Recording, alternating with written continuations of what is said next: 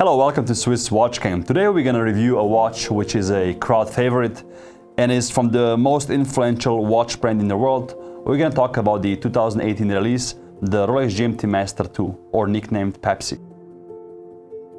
So where does the GMT-Master from Rolex originate? It actually goes way back to the 1950s, when Pan American Airways approached Rolex to create a watch for their pilots, which they can use on international flights.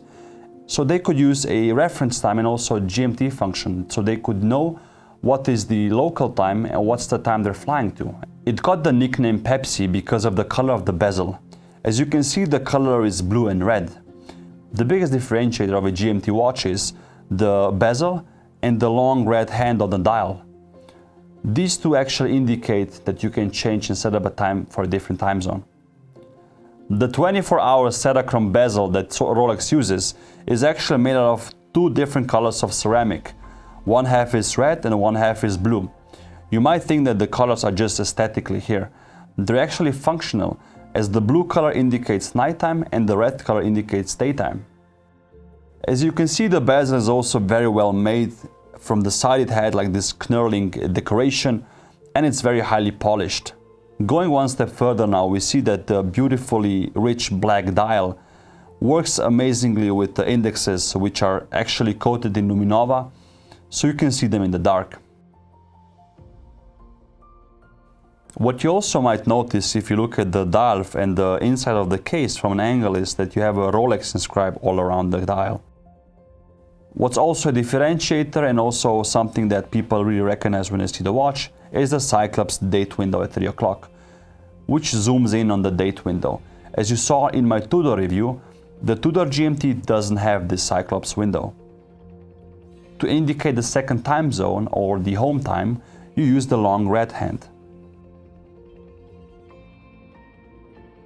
Let me show you an example how you set up a GMT watch if you travel. So let's say that you just landed in Boston, USA, and it's 9 o'clock in the morning there. What you would do is you would push the crown out, then you would set the time, the big Mercedes-shaped hour hand, to 9 o'clock. You would then put the crown back in, so you don't damage the watch if it gets in contact with water. And then what you would do, you would set the red hand with the bezel. So if Boston has 9 o'clock in the morning, we in Zurich have 3 o'clock in the afternoon, so you would turn the bezel to 15, because it's, like I mentioned before, a 24-hour bezel. Here you go. And then what you would also do is, for example, if it's not 9 o'clock on the spot, you would put the crown out and you would just change the minutes. And then the long red hand and the hour hand would follow.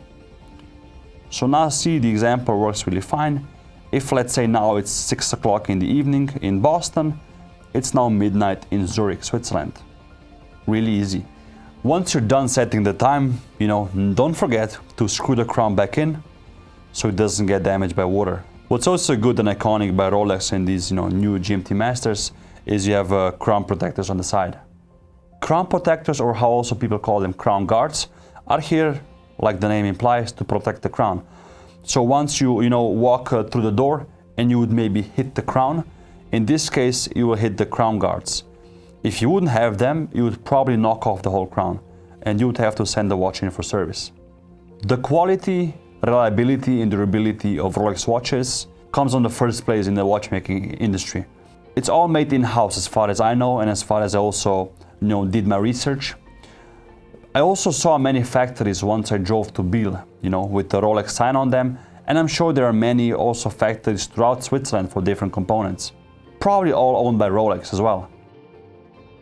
This 2018 model comes on what people, let's say, really love and appreciate from the past and also in different models, the Jubilee bracelet, which is this 5-link bracelet and is polished in the middle. The middle 3 parts are polished and the side ones are brushed. The case, as you can also see, is polished from the side and brushed down the lugs.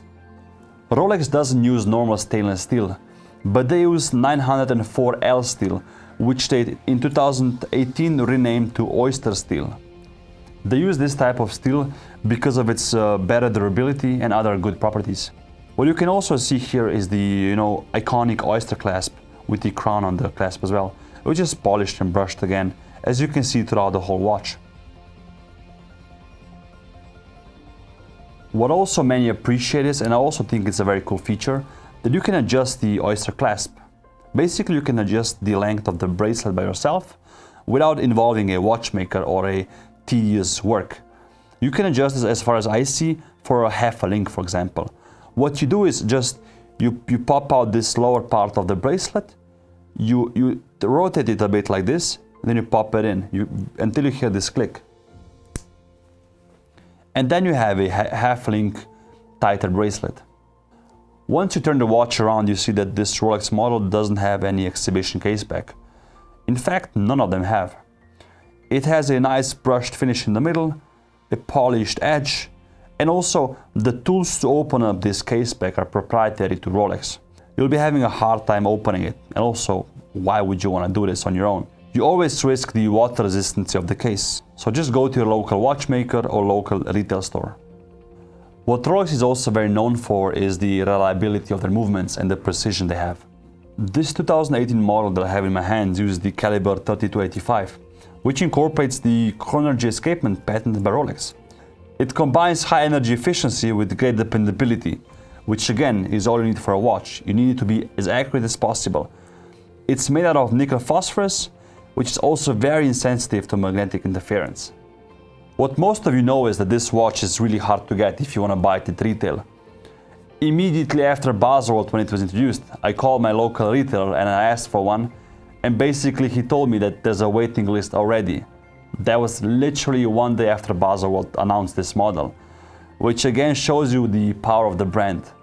In a 2020 business research, Rolex came 7th in the world's most powerful brands across all industries, which dictates the price, and also, it dictates the long waiting lists, and it makes total sense. The retail price of this model as of 2020, Rolex went a bit hard with the prices this year, is now 9,200 Swiss francs, if you can get it at retail. That's the big, the big task. If you want to buy it as soon as possible, you have to account for spending around 16,000 to 17,000 Swiss francs on the secondary market, which again just shows you how strong the brand is. At this stage of the video, I will now show you how beautifully this watch fits my wrist, and the 40mm case also is very nice. I can't do this now. My friend was very kind to lend me this watch for the review, but as you can see, his wrist is a bit smaller than mine. The most I can do is this.